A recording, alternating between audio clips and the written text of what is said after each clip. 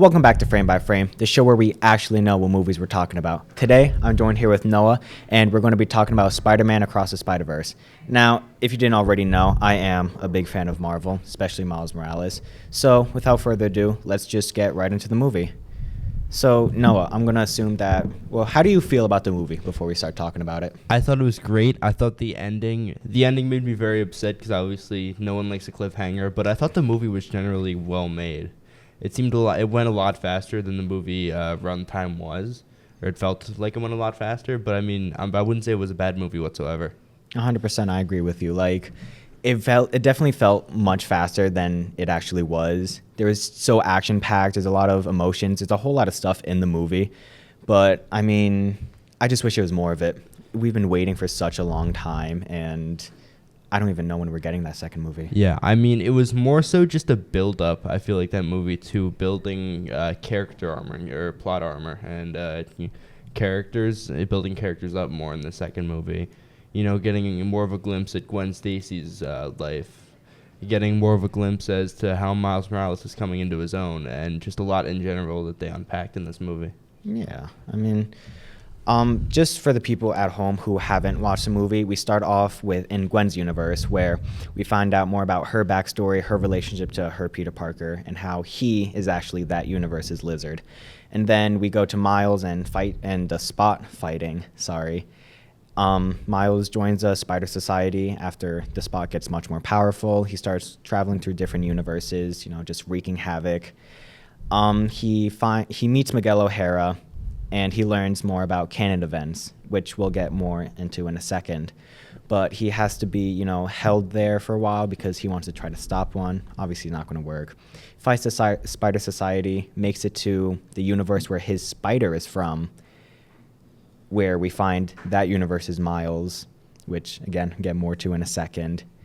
And that's basically just where the movie ends. Miguel and his team try to find Miles, and a bunch of rogue spiders are going to help Miles.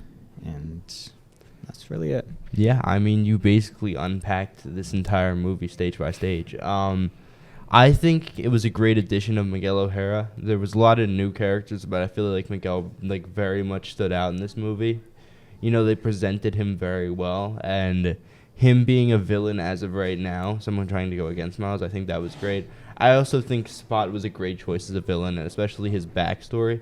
I mean, it's funny, it's cheesy, but it does give him a reason to come after Miles Morales. And this movie, I mean, it was really shocking going back into Gwen's past life and then seeing Peter Parker being Lizard. I mean, it was kind of a throw-off for me, but it also just shows, a very tragic part of her life that definitely helped shape her as Spider-Gwen.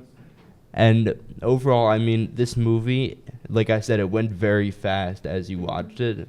Probably it went faster than it should have, but I mean, it was a great movie. They built up to a lot of things in the new movie we're going to see eventually if it ever gets released. And I think overall they did do a lot in this movie to help for the third film. Yeah. Before we go in more deeper, let's start off by explaining some things that we skipped over. So first off, let's talk about canon events. So how would you describe a canon event yourself? I'd say basically an event that has to happen in your life, an event you can't change how it happens, and if you change how it happens, you can flip up an entire universe. Yeah. That's basically what they presented it as in the movie. And the big canon event that made this movie kind of what it was Miles Morales' father becoming police captain, and then obviously getting killed in the movie. Yeah, which that's actually one of the canon events that was in The Amazing Spider-Man, right, with Andrew Garfield? Yeah. Yeah. Yeah, Uncle Ben died. No, well, I was talking about the Captain Stacy. Gwen's dad, yeah. Yeah, Gwen's dad died. But yeah, that's basically what a canon event is, just something that has to happen in a Spider-Man's life in order for him or her to really be Spider-Man. You have to get bit, someone like an aunt or an uncle has to die, great power, great responsibility, that whole thing. Now, let's go a little bit deeper real quick.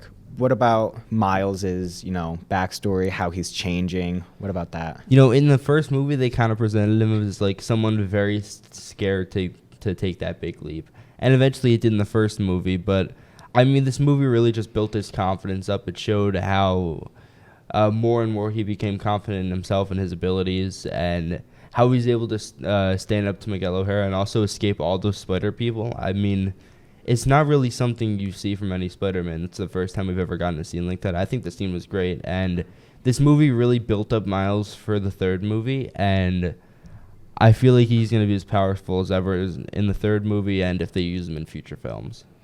Yeah, 100%. Like, Miles, he was originally, the scared kid from, it wasn't, where was he from? Was it Brooklyn? Brooklyn, yeah. Yeah, it was Brooklyn. Sorry about. A scared little kid from Brooklyn. He really didn't stand out, but he got his opportunity. He met his Peter Parker. Unfortunately, he died. He gets bit by that spider. Whole bunch of stuff happens, and he just wants to prove himself. He wants to fit in, because he doesn't really feel like he fits in anywhere. He has no self-confidence. And we really see that when he meets those few spider people in his first movie.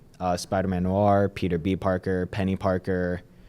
I feel like Spider-Ham. Yeah. Am I missing one, or I think that's it? Oh, and Gwen, obviously. And Gwen, obviously. But I feel like this second movie really, upped his confidence, made him a lot more not to himself, but I don't know how to say it, but more confident in himself, I guess I could just say. But we're going to be right back after this break. We're going to be talking more about the spider people and just going further into the plot of the movie. Welcome back to Frame by Frame. Now let's get right back into it. So before we went on that break, Noah, I mentioned that we're going to be talking about some of the characters and going a little bit deeper. Yeah, more of the new characters in this film. Yeah. If you want, just pick any of the characters, go into a little bit of detail about him or her. So Spider-Man 2099 was kind of introduced in this film as kind of like the head of the spider world, and the guy who basically had tried to break the canon event but ended up losing it all through that. And, he had a great story. His backstory explanation was, I think, amazing. And he played a crucial part in this story, which turned him into trying to find Miles and trying to capture Miles now. And I think, honestly, actor-wise, I think Oscar Isaac was the perfect choice for this. And what a year he had with Moon Knight and now this. I know. Not even the voice, but just the person behind it. They just did an amazing job at picking the casting for this movie in general. And I also wanted to talk about Miguel, and you were right. He wanted to break that canon. Obviously didn't work. He lost his entire universe. So now he's there just making sure everyone follows their canon event. And the thing with Miguel that I love, yes, he's a quote-unquote villain, but he's doing what he has to do to save the universe. Yeah. I don't want to see him as a villain. It's just the movie portrays him as that. Yeah. The only reason he even captured Miles is because he wanted to break the canon. He wanted to go back to his universe, save his dad from the spot. And Miguel's like, no, if you do that, your universe is gone. He's just trying to do what's right, what's necessary, Spider-Punk, he was played by Daniel Kaluuya. Do you want to say anything about him? I think he was a great character. He was almost like a Spider-Man Noir in this movie, kind of like a character who helped Miles through a lot. And he was a great character. He had a lot of funny scenes in this movie, also a lot of good scenes. And the character was portrayed very well, I must say, by the actor. Yeah, 100%. He's basically just a rebel. That's Spider-Punk's whole thing. He's a rebel. He rebels against his government. He's rebelling against the Spider Society, everything. He's not on any sort of team. He just plays for himself, which I really like about him. And obviously he helps Miles escape with the whole palm thing and his electricity or bioelectricity. And he's one of the few people that actually wants to go and help Miles against the Spider Society because he feels like it's too many rules, too much stuff. Rules are made to be broken. That's basically his whole MO. You know what I mean? Yeah. Definitely. Spider-Man Beyond the Spider-Verse, that's the third movie in this trilogy. What do you think is going to happen? What are you hoping for? Honestly, I'm hoping that we get a couple good scenes with Uncle Aaron back because, we definitely missed him from Spider-Man 1. 100%. In my opinion, he shouldn't have been killed off that early. I feel like it helped the story, but at the same time, I feel like it wasn't a good move because of how good of a character he was. I feel like Prowler Miles and Spider-Man Miles are going to team up. Which, can we talk about the ending of Across the Oh Spider-Verse real my, quick? yes, 100%. I kind of completely skipped over that. So with the ending of the movie, Miles goes back to the universe where his spider came from, and he meets that universe's Miles, who, in this universe, it was his dad that actually died, Yeah. and he. Oh my God. Okay, can we just go back a couple of seconds to when we're going to talk about the ending? Yeah. All right. 3, 2, 1, go.